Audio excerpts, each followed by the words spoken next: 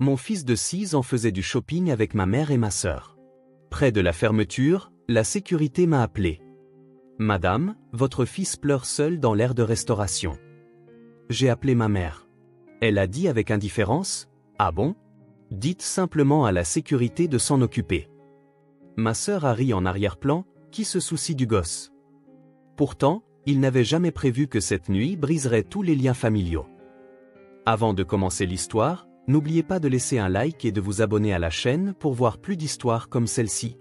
Dans un petit appartement de Portland, en Oregon, Jennifer Harris commençait une nouvelle matinée seule avec son fils, Ethan. Âgé de 6 ans, Ethan était assis à la table de la cuisine, se frottant encore ses yeux ensommeillés tandis qu'il dévorait joyeusement les pancakes que sa mère lui avait préparés. « Maman, quel genre de travail tu fais aujourd'hui » demanda Ethan, la bouche couverte de sirop.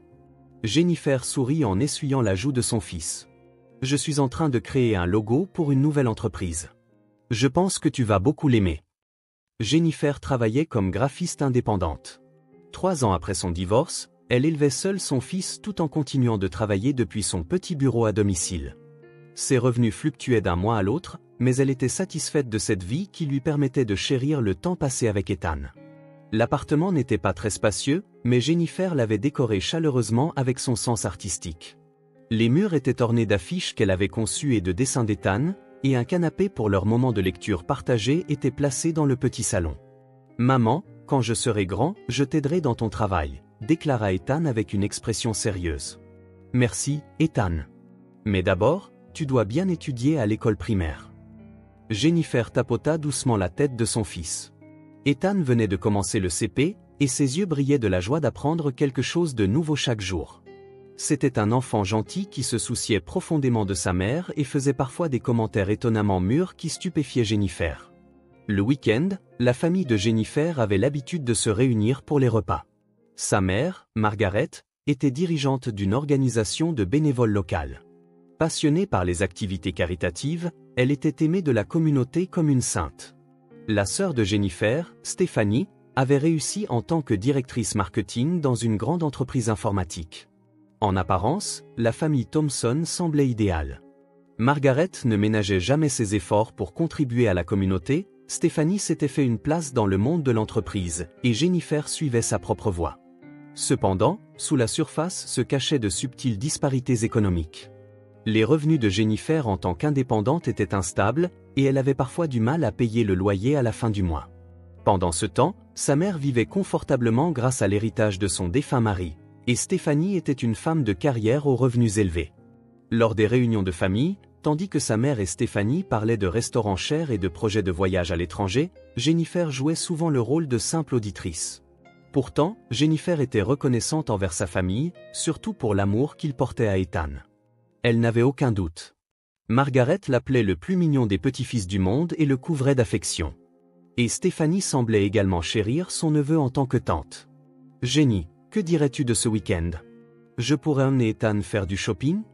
appela Margaret un vendredi soir. « Ce serait d'une grande aide, maman. »« En fait, j'ai un gros projet à rendre samedi, » répondit Jennifer avec gratitude. « Stephanie viendra aussi, donc je suis sûre qu'Ethan sera ravi. Nous prévoyons d'aller au nouveau centre commercial. » Jennifer se sentit soulagée. Le travail en freelance imposait des délais stricts, et il était parfois nécessaire de travailler le week-end. Grâce à la coopération de sa famille, elle pourrait se concentrer sur son travail, et Ethan pourrait passer un bon moment. « Ethan, demain tu vas faire du shopping avec mamie et tante Stéphanie », annonça Jennifer à son fils, qui sauta de joie. « Vraiment? Youpi! Tu crois qu'ils m'achèteront un nouveau jouet? Je suis sûr qu'ils te trouveront quelque chose de merveilleux. Mais tu devras bien écouter ce que mamie et tante Stéphanie te diront. » Cette nuit-là, en bordant son fils, Jennifer était remplie de gratitude envers sa famille. Élever un enfant seul était difficile, mais avec le soutien de sa famille, elle pouvait concilier travail et éducation. Pour Ethan aussi, le temps passé avec sa grand-mère et sa tante était spécial. Samedi matin, Jennifer se leva tôt pour préparer Ethan. Son fils avait hâte de sortir avec sa grand-mère depuis la veille, et dès son réveil, il sauta du lit avec enthousiasme en criant « C'est le jour du shopping !» « C'est exact, Ethan.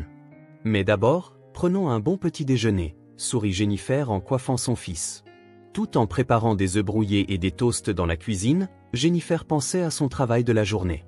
Elle devait finaliser une proposition pour le logo et le design de l'emballage d'un nouveau magasin local d'aliments biologiques. La présentation aux clients était prévue pour lundi prochain, et si elle parvenait à obtenir ce contrat, le budget du ménage pour ce mois-ci serait beaucoup plus facile à gérer. « Maman, où est mon t-shirt préféré ?» cria Ethan depuis sa chambre. « Il est dans la machine à laver.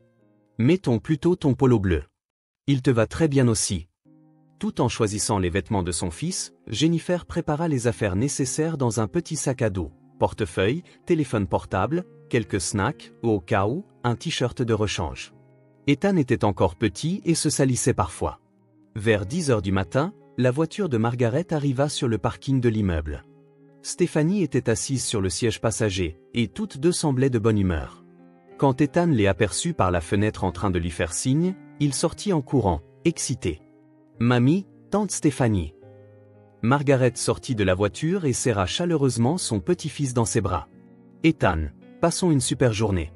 Le nouveau centre commercial a sûrement plein de choses merveilleuses. » Stéphanie sortit également et tapota légèrement la tête de son neveu.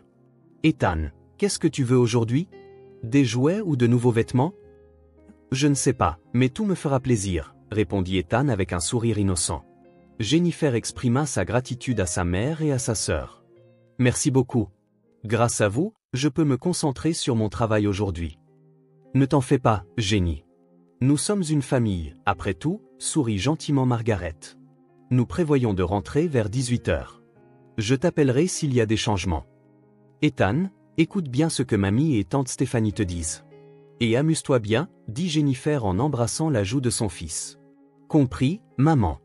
À plus tard. » Ethan fit un grand signe de la main en montant dans la voiture. Jennifer leur fit signe jusqu'à ce que la voiture disparaisse, puis retourna à son appartement silencieux.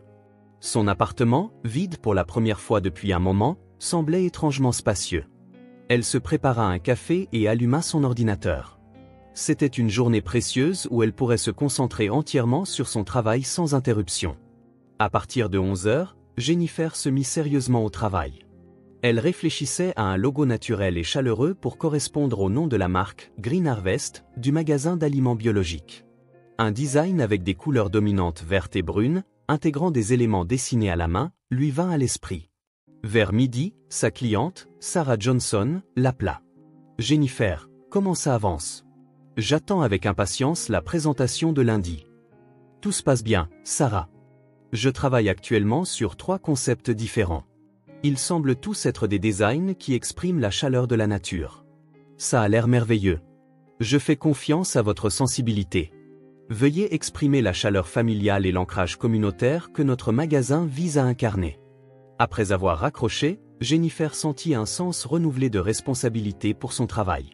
Sarah était une propriétaire d'entreprise locale très respectée, et si ce projet réussissait, elle pourrait s'attendre à recevoir des commandes d'autres entreprises locales. Vers 14 heures, Jennifer termina sa première proposition de logo tout en prenant un déjeuner léger. C'était un design combinant un logo vert avec des motifs de feuilles et une police de style manuscrit. En regardant l'écran, elle se sentit satisfaite. À 15h30, alors qu'elle travaillait sur le deuxième design, elle pensa soudain à Ethan. À ce moment-là, il devait probablement s'amuser au nouveau centre commercial. Peut-être qu'il faisait des caprices avec sa grand-mère et demandait un nouveau jouet. Jennifer sourit et se reconcentra sur son travail. À 17h, le troisième design était également terminé, et Jennifer était remplie de satisfaction. Chaque design avait ses propres charmes, et elle était sûre que la cliente serait ravie lors de la présentation de lundi.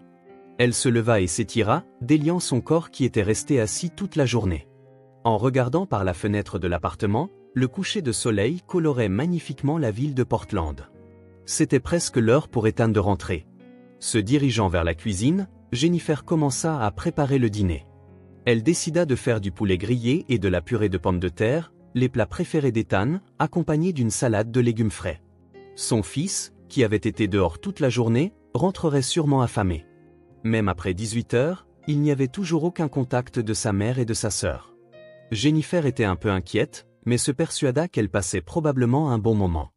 Le nouveau centre commercial avait sûrement de nombreux magasins, et il leur fallait probablement du temps pour tout voir. Lorsqu'il n'y eut toujours aucun contact à 18h30, Jennifer commença à ressentir une légère anxiété. Cependant, sa mère et Stéphanie étaient toutes deux des personnes responsables. Elles agiraient sûrement en priorisant la sécurité d'Ethan. Tout en continuant à préparer le dîner, elle pensa à ses réalisations de la journée. 3 magnifiques designs avaient été achevés, et l'appel avec la cliente s'était bien passé. C'était grâce à la coopération de sa famille qu'elle pouvait se concentrer ainsi sur son travail. À 19h, Jennifer prit son téléphone portable et se demanda si elle devait appeler sa mère. Cependant, pensant qu'il serait dommage d'interrompre leur moment de plaisir, elle décida d'attendre encore un peu. Ethan était probablement en pleine excitation, stimulé par le nouvel environnement. Tout en apportant les dernières touches au dîner dans la cuisine, Jennifer ressentit une gratitude renouvelée envers sa famille. En élevant un enfant seul, elle se sentait parfois seule. Mais avec un tel soutien familial, elle pouvait équilibrer travail et garde d'enfants. Pour Ethan aussi, ce moment spécial avec sa grand-mère et sa tante deviendrait sûrement un précieux souvenir. À 19h30, toujours sans contact, Jennifer commença à s'inquiéter un peu. Cependant, elle se dit qu'il était important de faire confiance à sa famille et de croire qu'Ethan était en sécurité et s'amusait bien. Ayant fini de préparer le dîner, Jennifer s'assit sur le canapé du salon et attendit le retour de son fils. La nourriture chaude était disposée sur la table, prête à accueillir Ethan à tout moment. Son fils lui raconterait sûrement avec enthousiasme son aventure de la journée. En imaginant une soirée si joyeuse, Jennifer passa tranquillement son temps. À 20h, alors que Jennifer attendait le retour de son fils dans le salon, le téléphone sonna soudainement. Un numéro inconnu s'afficha à l'écran, mais pensant qu'il pourrait s'agir d'un appel concernant Ethan, elle répondit précipitamment. « Allô, ici Harris. Bonsoir. Ici David Chen, agent de sécurité au centre commercial Willowbrook. Êtes-vous sa mère ?» La voix calme de l'homme fit battre le cœur de Jennifer à tout rompre. « Oui, c'est moi. Que s'est-il passé ? » « Madame, votre fils est en train de pleurer seul dans l'aire de restauration. » Un garçon de 6 ans nommé Ethan Harris. L'esprit de Jennifer se vida. La main qui tenait le téléphone se mit à trembler. « Seul ? Qu'est-ce que ça veut dire ? Mon fils est parti faire du shopping avec ma mère et ma sœur. Je suis désolé, mais le garçon est assis seul dans l'aire de restauration depuis environ 18 heures. Au début, nous pensions que des membres de sa famille étaient allés aux toilettes, mais cela fait maintenant près de 2 heures. Le garçon nous a donné le nom et le numéro de téléphone de sa mère. » Jennifer se leva et se mit à faire les 100 pas dans la pièce. « Que dit mon fils ? Où sont passées sa grand-mère et sa tante ? » Le garçon dit que sa mamie et sa tante ont disparu. Il semble très confus et nous n'avons pas pu obtenir d'informations détaillées. Il est actuellement sous notre protection dans notre bureau. Un mélange de colère et de peur monta dans la poitrine de Jennifer. « J'arrive tout de suite. S'il vous plaît, prenez soin de mon fils. » Compris. Le bureau de la sécurité se trouve au 2e étage du centre commercial, derrière l'aire de restauration. Conduisez prudemment. Après avoir raccroché, Jennifer appela le portable de sa mère avec des mains tremblantes. Après de nombreuses sonneries, sa mère répondit enfin « Oh, Jenny, qu'est-ce qui ne va pas ?» La voix de Margaret semblait aussi enjouée que si de rien n'était. « Où est Ethan ? Je viens de recevoir un appel d'un agent de sécurité du centre commercial disant qu'Ethan pleure seul dans l'aire de restauration. » La voix de Jennifer tremblait de colère. Après un bref silence à l'autre bout du fil, Margaret répondit d'un ton agacé. « Oh, vraiment ? Je n'avais pas du tout remarqué. Laisse ça à l'agent de sécurité. » Jennifer serra le téléphone, incrédule. « Tu n'as pas remarqué ? Tu as laissé un enfant de 6 ans derrière toi et tu n'as pas remarqué ? Ne t'énerve pas comme ça, Jenny. Les enfants se débrouillent très bien seuls pendant un petit moment. Nous étions occupés. Stéphanie et moi faisions des achats importants. » À ce moment-là, le rire de Stéphanie se fit clairement entendre en arrière-plan, suivi de mots qui glacèrent le sang de Jennifer. « Ce gosse n'a aucune importance de toute façon. Quelle plaie !» Le rire frivole de Stéphanie et ses mots frappèrent Jennifer comme des aiguilles de glace en plein cœur. Sa propre sœur traitant son fils de gosse et disant qu'il n'avait pas d'importance. Qu'est-ce que Stéphanie vient de dire ? La voix de Jennifer baissa, chargée de colère. Elle n'a rien dit. Jenny, tu es trop nerveuse. Les enfants sont solides. Être seul un petit moment, ce n'est pas grave. Pas grave ? Vous avez laissé un enfant de 6 ans seul dans un endroit inconnu pendant 2 heures, et vous dites que ce n'est pas grave ? La voix de Jennifer se mit à trembler de larmes. Oh, c'est si pénible. Jenny, Tu gâtes trop cet enfant. C'est pour ça qu'il devient faible. Parfois, il faut lui apprendre la réalité. À l'autre bout du fil, le rire de Stéphanie se fit de nouveau entendre. Cette fois, c'était clairement audible. Cet enfant est vraiment inutile, n'est-ce pas? Il ne fait que nous faire perdre notre temps. Jennifer sentit sa main tenant le téléphone trembler. Elle ne pouvait pas croire que sa famille pensait cela de son fils bien-aimé. Tout l'amour familial auquel elle avait cru n'était-il qu'un mensonge? Maman, Stéphanie, qu'est-ce que vous faites? Ethan est votre petit-fils et votre neveu. Jenny, tu n'as pas besoin de voir les choses de manière si dramatique. Les enfants sont étonnamment forts. D'ailleurs, nous sommes dans un restaurant charmant en ce moment. Ne gâche pas notre bon moment. En écoutant attentivement les bruits de fond, elle pouvait en effet entendre l'atmosphère animée d'un restaurant, le tintement des verres, les rires des gens, la musique. Elle profitait d'un repas élégant tout en abandonnant son fils. S'il vous plaît, revenez au centre commercial tout de suite. Venez chercher Ethan, plaida Jennifer désespérément. Pas question. Il est tard et nous sommes fatigués. Nous pourrons le récupérer demain ou un autre jour. Il y a un agent de sécurité, non? Il est en sécurité. Demain? Vous me dites de laisser un enfant de 6 ans au centre commercial toute la nuit? Jenny, tu peux aller le chercher. Nous, on est fatigués. Stéphanie a un travail important demain, en plus. À l'autre bout du fil, leurs deux rires se firent entendre, comme si elles savouraient une sorte de blague. Je n'arrive vraiment pas à y croire. Je vais chercher mon fils tout de suite, mais nous discuterons de cette affaire plus tard, c'est certain. Jenny, ne sois pas si en colère. Nous sommes une famille, tu devrais coopérer de temps en temps. Si tu es une mère, tu devrais être plus forte. Jennifer raccrocha. Des larmes coulaient sur ses joues. Elle était dévastée par la réalité que la famille en qui elle avait confiance n'aimait pas vraiment son fils. Attrapant ses clés de voiture et enfilant une veste, Jennifer se blâma. Pourquoi leur avait-elle confié son fils? Pourquoi n'avait-elle pas remarqué les véritables sentiments de sa famille? En conduisant sur les routes de nuit, les larmes de Jennifer ne s'arrêtaient pas. Ses mains agrippant le volant tremblaient et son cœur battait violemment. Imaginer son fils bien-aimé pleurer seul dans un endroit inconnu lui donnait l'impression que sa poitrine allait exploser. En arrivant au centre commercial, Jennifer courut à travers le parking. À l'entrée du centre, un agent de sécurité de nuit l'attendait. « Vous êtes mademoiselle Harris, n'est-ce pas? Je suis David. C'est moi qui vous ai parlé au téléphone. Où est mon fils?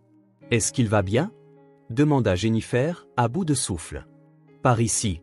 Le garçon va bien, mais il est assez bouleversé. » Lorsqu'elle fut conduite au bureau de la sécurité, elle vit Ethan assis sur un petit canapé. Son fils était enveloppé dans une couverture, ses grands yeux humides de larmes. Quand Ethan aperçut Jennifer, il se leva et courut vers elle. « Maman !» Jennifer serra Ethan fort contre elle, sentant le petit corps de son fils trembler, sa poitrine remplie de colère et de tristesse. « Je suis désolée, Ethan. Je suis désolée. Maman est arrivée en retard. Maman, j'ai eu peur. Mamie et Tata ont disparu. J'étais tout seul. » Ethan continua de pleurer contre la poitrine de sa mère. Tout en caressant la tête de son fils, Jennifer se fit une promesse. Elle ne mettrait plus jamais cet enfant en danger. Et elle n'oublierait jamais cette nuit. Sa confiance en sa famille était complètement anéantie. Désormais, elle vivrait courageusement, seule avec son fils. Dans la voiture sur le chemin du retour, Ethan sanglotait encore doucement à côté de sa mère. Jennifer lui tint la main et lui parla gentiment. « Ethan, peux-tu raconter à maman ce qui s'est passé aujourd'hui? N'aie pas peur. Prends ton temps. » Ethan commença à parler d'une voix tremblante, en reniflant. Au début, c'était amusant. On a regardé le magasin de jouets et mamie m'a acheté une glace. Mais après, mamie et tata ont commencé à dire des choses méchantes. Des choses méchantes? Jennifer écouta l'histoire de son fils. Mamie a dit, cet enfant est vraiment pénible. Et tata a dit, pourquoi on doit s'occuper de ce gosse? Je n'avais rien fait de mal. Le cœur de Jennifer se serra. Comme son fils avait dû être blessé. Puis, après avoir mangé des hamburgers dans l'aire de restauration, mamie a dit, je vais aux toilettes un instant. Et elle a disparu avec tata. Mais elles ne sont jamais revenues. La voix d'Ethan devint progressivement plus faible. Tu as attendu combien de temps? Je ne sais pas. Mais c'était très long. J'ai eu peur et je me suis mis à pleurer. Puis un gentil agent de sécurité est venu. Une fois rentré, Jennifer donna un bain chaud à son fils et l'habilla avec son pyjama préféré. Le dîner était une simple soupe avec des sandwichs, mais Ethan ne semblait pas avoir beaucoup d'appétit. « Maman, est-ce que j'ai fait quelque chose de mal? Est-ce que mamie et tata me détestent ?» Ethan regarda sa mère avec de grands yeux. Jennifer prit son fils sur ses genoux. « Ethan, tu n'as rien fait de mal. Tu es le fils précieux, très précieux de maman. Peu importe ce que les autres disent, maman t'aime. » Cette nuit-là, après avoir couché Ethan, Jennifer réfléchit profondément aux événements de la journée. En entendant le témoignage de son fils, il devint clair que cet incident n'était pas un accident, mais un acte intentionnel. Le lendemain matin, Jennifer appela les services locaux de protection de l'enfance.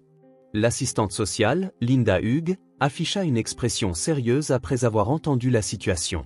« Madame Harris, il s'agit clairement d'un abandon d'enfant.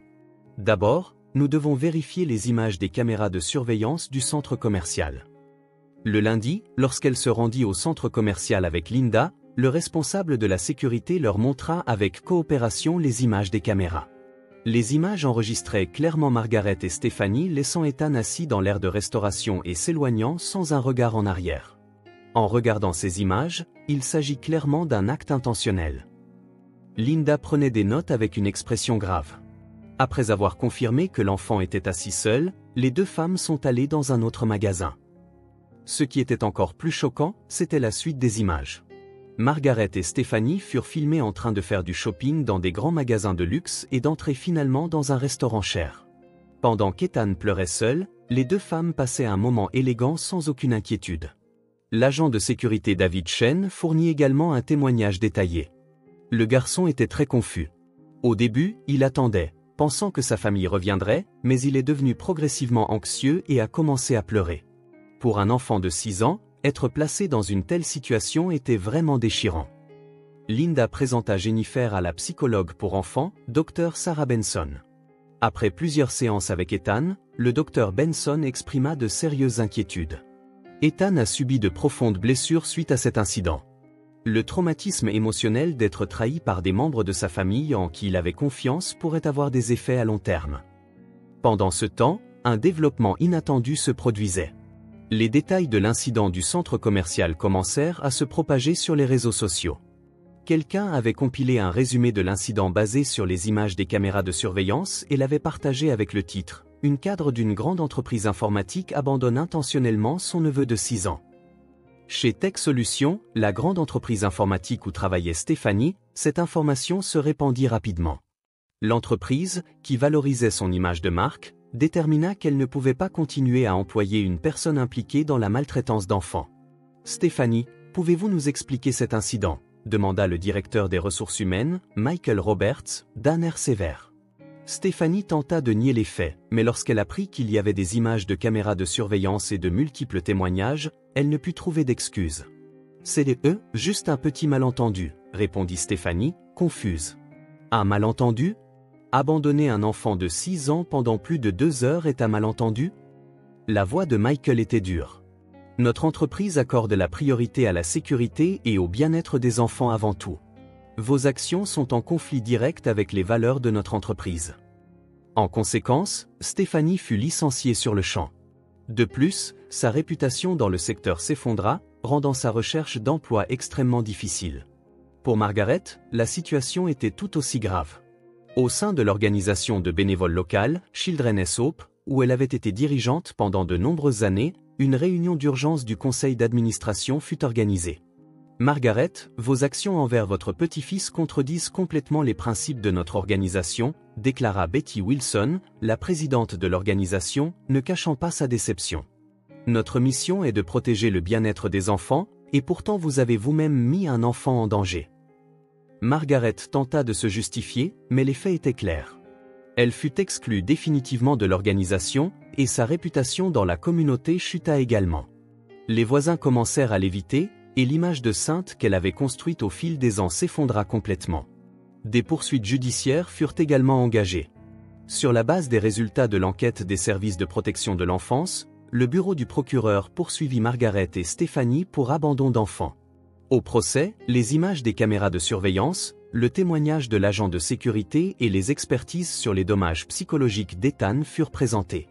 Dans le verdict, les deux femmes furent condamnées à 5 000 $ d'amende et à 200 heures de travaux d'intérêt général chacune. Plus important encore, le tribunal émit une ordonnance interdisant de façon permanente à Margaret et Stephanie d'avoir tout contact avec Ethan. Les actions des accusés constituent un abus manifeste envers un enfant sans défense, déclara la juge Elizabeth Cohen d'un ton sévère. Placer intentionnellement un enfant de 6 ans dans une situation dangereuse n'est jamais admissible. Stephanie pleura au tribunal, mais non par remords pour ses actes. C'était par regret d'avoir vu sa carrière ruinée. Margaret tenta de justifier ses actions jusqu'à la fin et ne montra jamais de véritable remords. Après le verdict, Jennifer serra son fils dans ses bras et soupira de soulagement. Enfin, la justice avait été rendue et la sécurité d'Ethan serait légalement protégée. « Maman, je n'aurai plus jamais à voir mamie et tante », demanda Ethan, anxieux. « C'est exact, Ethan. Tu n'auras plus jamais à les voir. Alors, ne t'inquiète pas.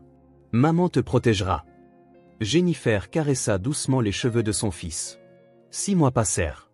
Au moment où les cerisiers en fleurs annonçaient l'arrivée du printemps à Portland, la vie de Jennifer et Ethan avait trouvé un nouveau rythme. Stephanie continuait de lutter dans sa recherche d'emploi. Sa mauvaise réputation dans le secteur était profondément ancrée, et il lui était même difficile d'obtenir des entretiens. Vivant dans un petit appartement en puisant dans ses maigres économies, elle passait des journées solitaires. Ses anciens collègues et amis commencèrent à l'éviter, et elle fut contrainte de cesser pratiquement toute activité sur les réseaux sociaux. La situation de Margaret était tout aussi grave. Sa réputation dans la communauté s'était complètement effondrée, et les voisins la regardaient froidement.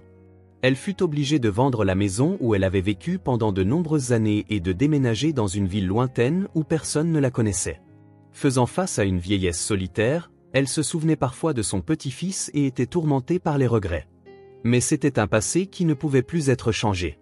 Pendant ce temps, autour de Jennifer et Ethan, une véritable famille, au vrai sens du terme, était en train de se former. David Chen, l'agent de sécurité du centre commercial, avait noué une amitié étroite avec Jennifer et son fils depuis cette nuit-là. Le week-end, ils allaient ensemble au parc, et il enseignait à Ethan la culture sino-américaine. « Ethan, aujourd'hui, je vais t'apprendre à faire des raviolis spéciaux. » David parlait doucement à Ethan, qui le considérait comme un fils. La psychologue pour enfants, Dr Benson, était également devenue un soutien chaleureux au-delà de leur relation professionnelle. La guérison d'Ethan se passe bien et le traumatisme de cette nuit s'estompe progressivement. Ethan est un garçon si fort. Soutenu par l'amour de sa mère, il montre une merveilleuse récupération, sourit le docteur Benson à Jennifer. Le plus grand changement fut le succès de Jennifer dans son travail. Le projet du magasin d'aliments biologiques Green Harvest fut un grand succès, et sa réputation se propagea à d'autres entreprises de la région. Lorsque les événements de cette nuit furent rapportés, elle commença à recevoir le soutien de nombreuses personnes émues par son image de mère célibataire protégeant son fils. « Jennifer, votre sens du design est vraiment merveilleux. Mais plus que cela, j'ai été touchée par votre force en tant que mère », déclara Alison Park, l'une de ses nouvelles clientes et une entrepreneur locale. Ethan grandissait également en bonne santé dans son nouvel environnement.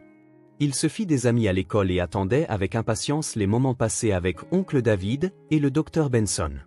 Le souvenir de cette nuit ne s'effacerait jamais.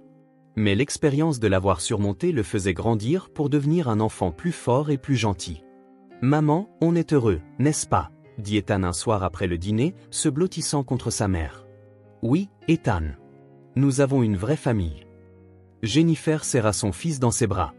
Même s'ils n'étaient pas liés par le sang, de vrais liens familiaux s'étaient formés avec David, le docteur Benson, Alison et de nombreuses autres personnes qu'ils avaient récemment rencontrées. Des liens de soins et de soutien mutuel, d'entraide dans les moments difficiles, de partage de la joie dans les moments heureux. C'était le vrai sens de la famille. Un soir de printemps, Jennifer se promenait dans le parc, main dans la main avec son fils. Les pétales de cerisier dansaient dans le vent, annonçant le début d'une nouvelle saison. Ethan, la famille, ce n'est pas seulement une question de lien du sang. Les vraies familles sont celles des gens connectés par le cœur. Je comprends. Maman, oncle David, docteur Benson, tante Alison, ils font tous partie de notre famille aussi. En regardant le sourire pur d'Ethan, Jennifer ressentit un bonheur profond. Les événements de cette nuit avaient certainement été une expérience douloureuse, mais à travers elle, elle avait appris le vrai sens de la famille. À l'avenir, en tant que nouvelle forme de famille, non dépendante des liens du sang, ils continueraient à avancer ensemble, en se soutenant mutuellement. Les liens tissés par l'amour et la confiance étaient plus forts et plus beaux que toute autre forme de famille. Alors que le coucher de soleil colorait doucement la ville, la mère et le fils continuaient de marcher vers leur nouvel avenir.